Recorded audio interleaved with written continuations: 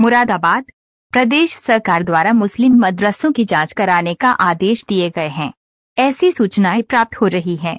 उत्तर प्रदेश सरकार के इस आदेश के बाद से समाज के सभी वर्गों से भिन्न भिन्न प्रतिक्रियाएं प्राप्त हो रही हैं, क्योंकि इस संबंध में स्थिति स्पष्ट होने में समय लग रहा है। जहां तक मेरी समझ में आया है वह इस प्रकार है कि मदरसों की जांच के माध्यम से छात्र छात्राओं का स्तर तथा मदरसे में पढ़ाई का स्तर को समझना तथा छात्र छात्राओं के अभिभावकों के संबंध में जानकारी एकत्र करना है। इस जांच से प्राप्त जानकारी के बाद ऐसे सभी मदरसों का पंजीकरण मदरसा बोर्ड द्वारा करना जहां पढ़ाई का स्तर संतोषजनक है तथा यथासंभव सहायता प्रदान करना, ताकि भारत का भविष्य और आज के छात्र छात्राएं राष्ट्र हित में कार्य कर सकें, ऐसा सरकार का मंशा लगता है। इस संबंध में मेरी मुलाकात मुस्लिम राष्ट्रीय मंच के राष्ट्रीय सह संयोजक श्री मोहम्मद मज़ाहिर खान से हुई। उनसे इस संबंध में हमने जानकारी चाहिए। आइए सुनते हैं उन्होंने इस आदेशों के संबंध में क्या कहा। ये मिलते हैं जनाब मज़ाहिर साहब से। मज़ाहिर खान साहब बताइए, अभी सरकार की जो नीति आई है, नई प्लान भेजा है कि मदरसों की जांच होगी, तो किस तरीके से मदरसों की और कौन से मदरसों की जांच होनी है? देखिए शाहनवाज भाई, सरकार ने जो मदरसों की इंक्वायरी की या जांच के आदेश दिए हैं वो सिर्फ उन मदरसों के दिए हैं जो अनरजिस्टर्ड हैं। हमारे मदरसे जो रजिस्टर्ड हैं, जो ग्रांटेड हैं या जो आधुनिकीकरण हैं, उनकी जांच तो ऑलरेडी चली रही है, क्योंकि डीएम साहब की अध्यक्षता में हर ज़िले में एक कमेटी बनी है और वो जांच कर रही है। लेकिन जो मदरसे हमारे अनरजिस्टर्ड हैं, उसको आजकल जो मदरसे चला रहे हैं उन लोगों ने तालीम को तिजारत बना लिया।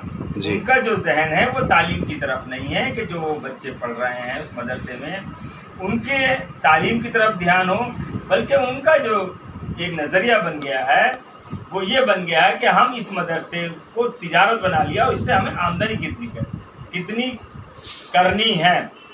और इसी के तहत हमारे जो मुस्लिम समाज के जागरूक नागरिक हैं या जागरूक जो जिम्मेदार उलमा या हमारे मदरसे में पढ़ाने वाले टीचर्स हैं, उन्होंने ही इस चीज़ को आगे बढ़ाया, क्योंकि वो देखते थे कि जो हमारे मदारिस हैं उनमें बच्चों की पढ़ाई के ऊपर जोर न देके आमदनी की तरफ जोर दिया जा रहा है।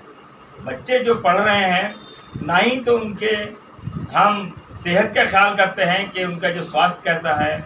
एक एक मदरसे में 3-3 कमरे हैं, उसी में वो दिन में पढ़ाते हैं, रात को उसी में बच्चों को फर्श पर सुला देते हैं। बहुत सी जगह तो ये देखा गया है कि फर्श पर नीचे उन्होंने पराल बिछाया, जो देहात में है, उसके ऊपर दरी बिछाई और उसके ऊपर बच्चे रात को सो जाते हैं। सुबह उठे, उन्होंने दरी हटाई और साफ किया, वहीं बच्चों की तालीम हो गई। तो इन सब चीज़ों को देखने के बाद सरकार ने ये फैसला किया है कि हम अनरजिस्टर्ड मदरसों की इंक्वायरी करेंगे, उनकी तहकीकात करेंगे और उसमें जो बच्चे पढ़ रहे हैं, क्योंकि सरकार का ये जिम्मेदारी है कि हर नागरिक, हर बच्चा जो है वो हमारे देश की एक अमानत है।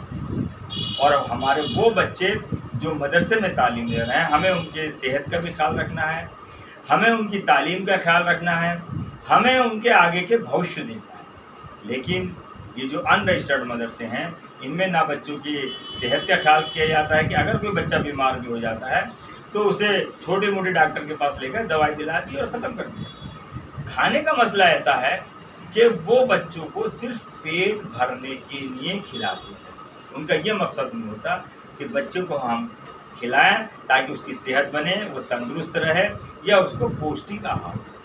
जब ये मदरसे हम रजिस्टर्ड हो जाएंगे, हम इंक्वायरी करेंगे, तो हम उन बच्चों को पौष्टिक आहार भी देंगे, जैसे हम और स्कूलों में मिड डे मील देते हैं, नाश्ता देते हैं। और जो बच्चे वहाँ रह रहे हैं, हम उनके स्वास्थ्य की भी पूरी नियमीकरण, हर हफ्ते जांच जैसे और स्कूलों में बच्चों की होती है, उन बच्चों के स्वास्थ्य की जांच होगी। वहाँ आई कैंप भी लगेंगे, वहाँ ब्लड टेस्ट भी होगा, वहाँ बच्चों की और सेहत के टेस्ट भी होंगे। इसी के साथ मैं एक ये कहना चाहता हूँ कि ये जो मदरसे चल रहे थे, जो सरकार ने इसके लिए स्कीम निकाली है कि इनकी हम इंक्वायरी करेंगे, उसकी वजह एक ये भी है कि इन मदरसों को चलाने के लिए जो इनके मैनेजर्स थे या जो इनके मोहतिम थे, वो चंदे करते हैं, और चंदे को भी वो आज कमीशन के बेस पे ले रहे हैं कि भाई हर जो मदरसे में मौलवी साहब पढ़ा रहा है, उनको किताब थमा दी उन्होंने और भेज दिया।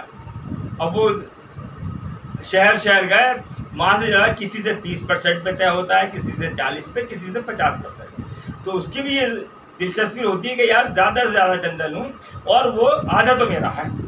उसके जहन में ना मदरसा है ना वो बच्चे हैं।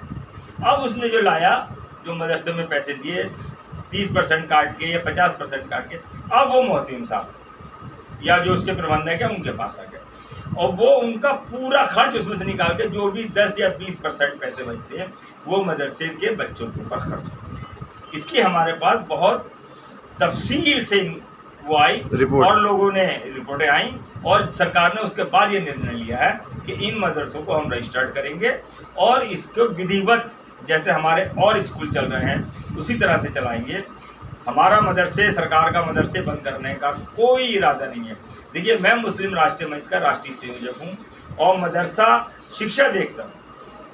हमारे जो इसके मार्गदर्शक हैं मोहतरम जनाब गुरुवर इंद्रेश कुमार जी, उनकी मार्गदर्शन में हम लोग काम कर रहे हैं। और जो हमारे राष्ट्रीय संयोजक दिल्ली में हैं हमारे प्रोफेसर शाहिद अख्तर साहब, वो बहुत बड़े शिक्षा और मजहबी जानकार हैं और अलग अलग ओहदों पर रहे हैं सरकार के, और वो हमें इसकी गाइडलाइन देते हैं। हम उसी के गाइडलाइन पे चल के हम ये चाहते हैं कि जो हमारे कौम का एक बड़ा सरमाया है, जो मदरसे के बच्चे हैं, उनका भविष्य संभाला जाए, उनका मुस्तकबिल संभाला जाए, उन्हें दीनी तालीम के साथ साथ दुनियावी तालीम भी दी जाए और उन्हें एक जिम्मेदार नागरिक बनाया जाए। क्योंकि कुछ बच्चों को वो गलत रास्ते पर डाल दिया जाता है, भड़का दिया जाता है, उससे हमारे मदरसे बदनाम होते हैं कि मदरसों में आतंकवाद की तालीम दी जा रही है, जबकि ऐसा कहीं नहीं है। लेकिन कुछ लोग ऐसे हैं जो राष्ट्र विरोधी या समाज विरोधी गतिविधियों में बच्चों को शामिल कर लेते हैं। इसलिए इन मदरसों की इंक्वायरी होना, इन मदरसों का रजिस्ट्रेशन होना बहुत ज़रूरी है।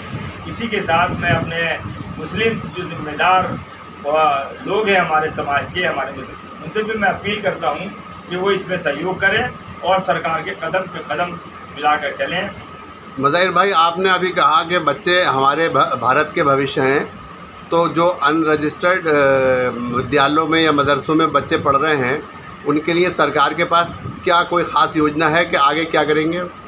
देखिए, जो बच्चे पढ़ रहे हैं, सरकार के पास ये योजना है कि उनमें से बहुत से बच्चे ऐसे हैं, जैसे कि हमारे कस्तूरबा गांधी है और आपके और जो सरकारी सेंटर के स्कूल हैं, केंद्रीय विद्यालय हैं, जहाँ हॉस्टल है, हम उन बच्चों को वहाँ शिफ्ट करेंगे कि 5वीं के बाद जो बच्चे भटकते रहते हैं उन्हें हम सरकारी स्कूलों में, हॉस्टल्स वाले स्कूलों में करेंगे। और जो लड़कियां हैं वो कस्तूरबा गांधी जो हमारा हॉस्टल्स का केंद्र सरकार का एक विद्यालय उसमें करेंगे। इस तरह से हमारे पास बहुत योजना है।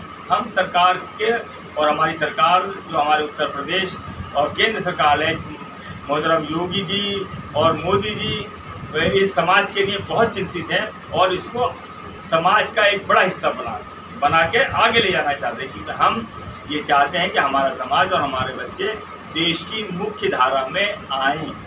बहुत बहुत धन्यवाद।